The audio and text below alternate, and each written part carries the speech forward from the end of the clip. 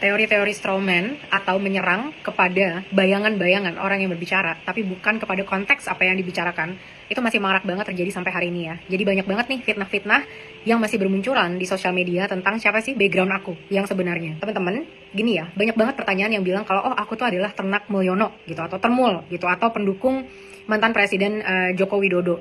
Kemana aja aku selama 10 tahun ini kok nggak bisa bicara, selama ini tiba-tiba hari ini muncul gitu ya. Nah, teman-teman, aku ini bukan anak siapa-siapa, bukan orang yang lahir dengan privilege khusus, sehingga hidupku tuh bisa enak-enak aja dan tiba-tiba ngurusin masalah-masalah masyarakat. 10 tahun terakhir, berarti aku masih berumur 23 tahun, sampai hari ini, kemana aja aku membangun hidup 2 kali di 2 negara yang berbeda. Pertama di Kuala Lumpur, kedua di Denmark. Asal kalian tahu aja ya, waktu aku pindah dan dapat kerja di Kuala Lumpur, aku tuh bahkan gak bisa bayar tiket pesawat dan gak bisa nyewa apartemen.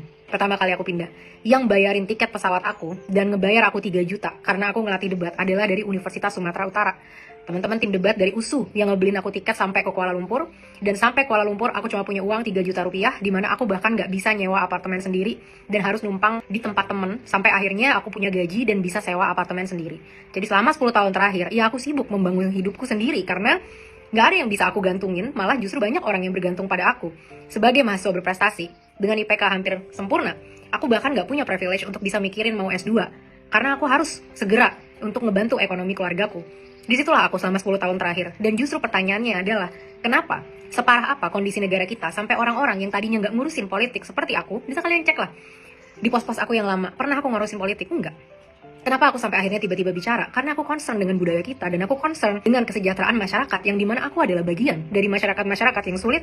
Aku adalah bagian dari orang-orang yang gak punya privilege di Indonesia selain pendidikan aku. Itu satu-satunya privilege yang aku punya di Indonesia gitu ya. Banyak banget yang bilang kalau coba kamu kritisi ketua DPR, coba kamu kritisi mantan Presiden Jokowi. Ya ampun, teman-teman nih ya. Kalau kalian riset sedikit aja, sampai hari ini aku selalu mengkritisi PDIP Perjuangan. Kenapa? Karena sampai hari ini hanya mereka satu-satunya partai yang tidak memecat karyawannya yang pernah memanggil rakyat jelata.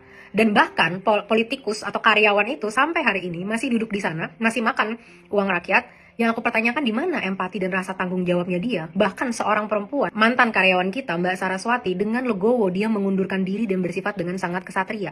Gitu. Dan sampai hari ini yang aku kritisi selalu PDIP Perjuangan. Jadi, kenapa sih harus selalu yang diserang itu bayangan aku siapa, aku anak siapa, aku istri siapa. Ini juga salah satu budaya yang sangat seksis ya di Indonesia. Coba kalian lihat, Ferry Irwandi, Jerome Pauline, Andovi, dan lain sebagainya. Ada nggak yang menanya kepada mereka itu suaminya siapa? Mereka tuh anak siapa? Enggak. Kenapa? Karena mereka laki-laki. Tapi saat perempuan yang berbicara, harus dilihat suaminya siapa, dia keponakan siapa, dia anak siapa. Seolah-olah perempuan itu nggak kuat kalau harus berbicara dengan sendirinya.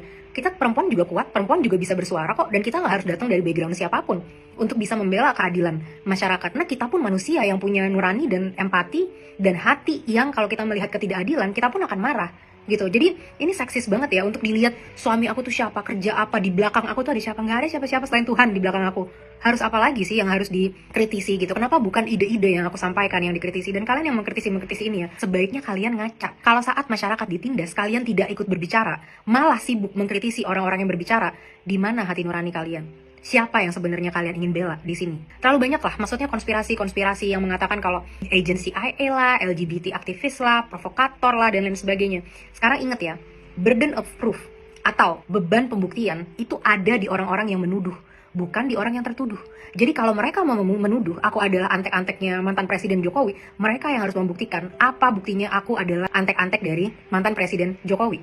Apa buktinya? Sampai hari ini belum ada keuntungan yang aku dapatkan dari sini selain jadi narasumber di media. Berapa biayanya? Paling 1,5 juta yang aku dapat sampai hari ini. Tapi apa yang aku resikokan?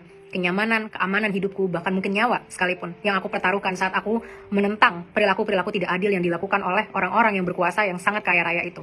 Jadi, burden of proof-nya adalah di mereka, bukan di aku. Tuduhan itu akan selalu datang, teman-teman, setiap hari. Karena yang mereka serang itu adalah bayang-bayang, bukan ide aku, tapi aku tuh adalah siapa, dan lain sebagainya yang gak akan pernah ada orang yang tahu dan gak akan habisnya debat itu. Tapi kalau aku ketarik ke sana dan membahas masalah-masalah ini, yang ada hanya apa? Konsentrasi dan energi aku yang terbatas akan habis untuk klarifikasi dibandingkan untuk memperjuangkan apa yang memang sudah kita sampaikan kepada karyawan-karyawan kita. Untuk yang memfitnah-fitnah ya, buktikan aja kalau memang bisa. Dan kalau mau dibawa ke ranah hukum, nanti aku bisa tunjuk kok pengacara yang mungkin mau volunteer untuk bisa membuktikan ini secara hukum. Kalau diajak debat-debat untuk membuktikan aku ternak Mulyono atau enggak, aku nggak ada kepentingan untuk debat-debat seperti itu. Aku tidak pernah berdebat kecuali sedang di lomba debat. Karena nggak ada gunanya kita debat kalau kita nggak lagi di lomba debat. Yang ada kita mendingan diskusi, menemukan solusi yang terbaik. Oke teman-teman, kita rapatkan lagi barisannya. Gak usah lah kita kebawa-bawa dengan narasi-narasi yang gak jelas juntrungannya, dan mereka enak asal nuduh, ngeluarin tanpa ada bukti, langsung disebar kemana-mana. Sementara itu ngebuat apa? Ngebuat posisi dan image aku hancur gitu kan, sehingga apa yang aku sampaikan gak meter lagi. Dan gak apa-apa kalau memang itu pun yang dimauin sama teman-teman semua, it's okay. Oke, aku nggak akan bersuara ke situ. Terus siapa nanti yang akan mengawal? Siapa yang nanti akan bersuara? Siapa yang akan bisa menahan intimidasi dan lain sebagainya yang terjadi? Kalau setiap orang yang berbicara harus selalu kita pertanyakan mereka itu siapa.